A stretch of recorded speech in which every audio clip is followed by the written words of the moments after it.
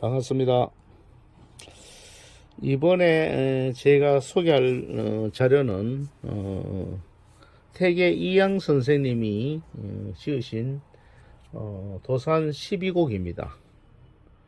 이것은 목판본에 남아 있는데 직접 선생님께서 쓰시고 새기는 것은 타인이 새겼지만은 그 피리를 그대로 느낄 수 있는 자료입니다. 국화문 호운용으로 이래 써져 있는데 자행의 크기는 한 2cm 정도의 크기입니다. 평균. 그리고 목판본의 이 크기는 책을 편집했을 때 이렇게 35 정도 되고 폭은 30 정도 되지만은 목판의 크기는 폭이 더 큽니다. 길이가, 옆으로 길이가. 그것도 아시고 해주시면 되겠습니다. 이 태계 선생님은 우리가 아시다시피 자주 접하는데 우리 일상생활에도 천원권에 나오는 화폐의 인물입니다.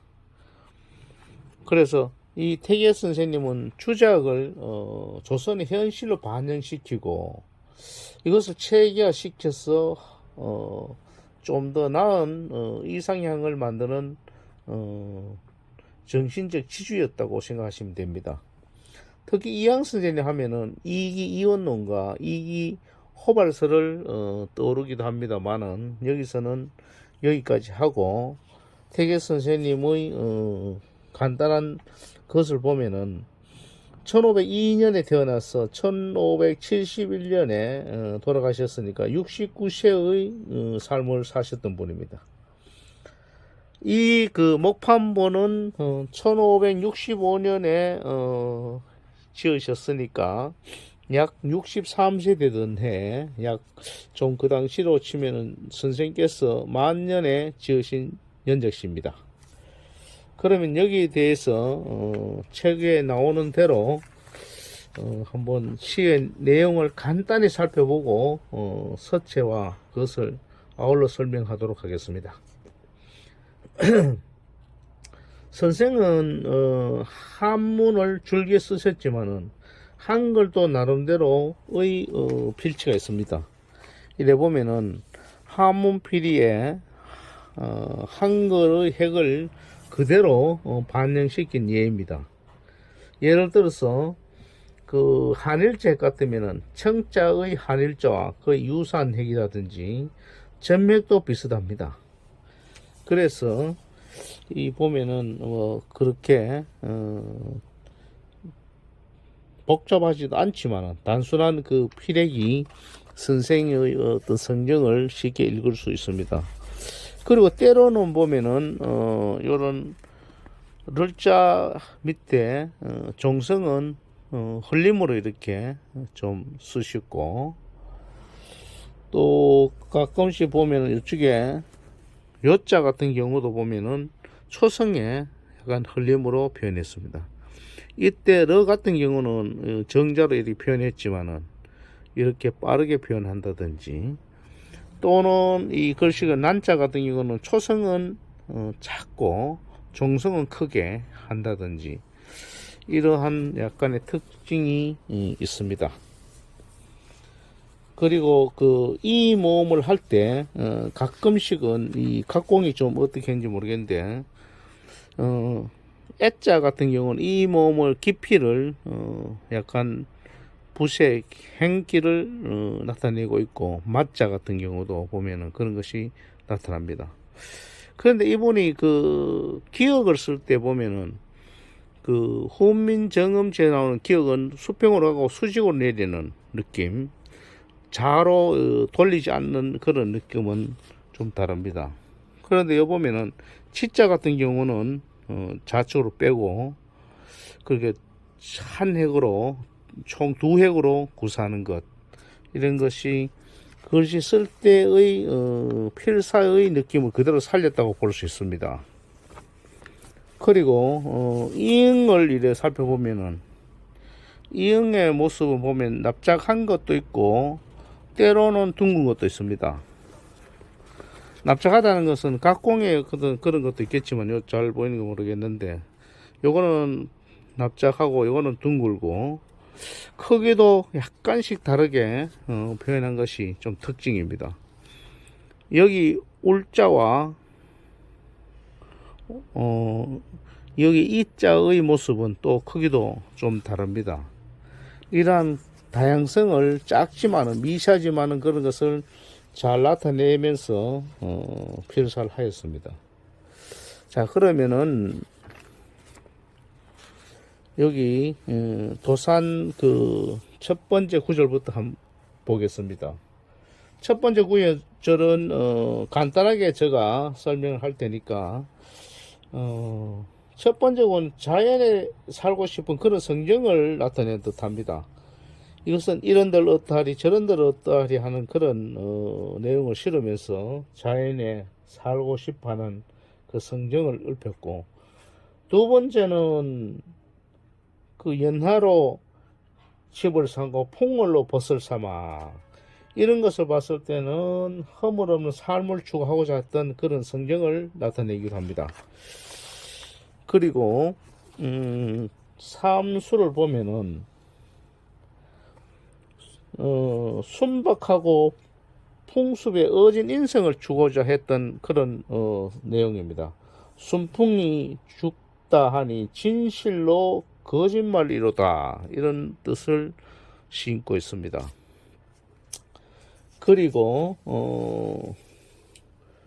네 번째 수를 보면은 임금님을 향한 어떤 그런 성경을 피력하고 있습니다. 유란이 고을에 있으니 자연향이 좋구나 하면서 백설이 산에 있으니 자연 폭이 좋구나, 이런 뜻으로 해서 피임이 일이라 해가지고 이것은 임금을 나타내는 용어입니다. 그래서 그 도산이라는 그 산골짜기에 계시면서도 그 학문 후학을 가르치고 하면서도 그 임금에 대한 연정은 살아있다고 봅니다. 그리고 다섯 번째 오수절을 보면은 자연을 멀리하고 현실을 안타까워하는 그런 내용입니다. 산 앞에 낚시터가 있고 낚시터 밑에는 물이 흐르구나 하는 이런 내용을 실으면서 자연을 멀리하는 그런 안타까움, 그런 것을 심고 있습니다. 그 다음에는 여섯 번째, 이 전수 여섯 번째 마지막입니다. 이 역시도 춘풍의 꽃이 산에 만발하니 가득 피니 가을밤에 추야에 달빛이 가득하다는 이런 시를 실었는데, 이것도 자연의 영원한 아름다움을 찬양하는 내용으로 볼 수 있습니다. 그래서 이래 보니까 글씨도 거기에 맞게 잘 표현한 것 같습니다. 이거는 목판 찍다 보니까 조금 운자 같은 경우는 잘 안 보이는데 왼쪽이 좀 그런 약간 있습니다. 요쪽은 보면은 도산 12곡의 발문입니다. 행초서로 이래 썼는데 보면은 행초서도 굉장히 유일합니다. 선생님께서 보면은 굉장히 단단하고 강골 있게 그렇게 표현한 것을 볼 수 있습니다. 이거는 나중에 시간 되면은 하도록 하고, 그 다음에 후편에 나오는 도산 6곡을 살펴보겠습니다. 이것은 보면은 천운대 돌아가니 완낙제가 깨끗하게 서 있구나 하는 내용을 살펴봐서는 학문가, 지금 여기는 학문의 정진에 대해서 뒤후 여섯구를 쓴 것 같습니다. 학문가 풍류의 즐거움을 얘기하고 있습니다.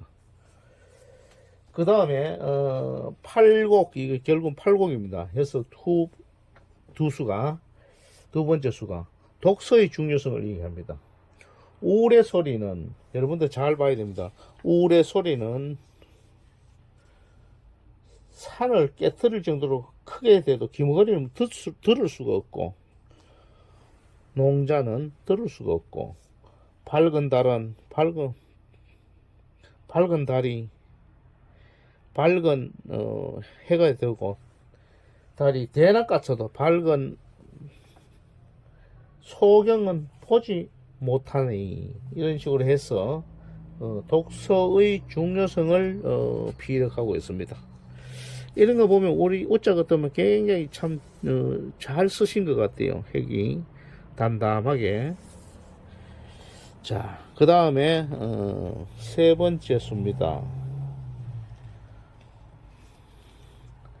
예성인의 행적을 따를 수 없는 그런 것을 다짐하는 것입니다.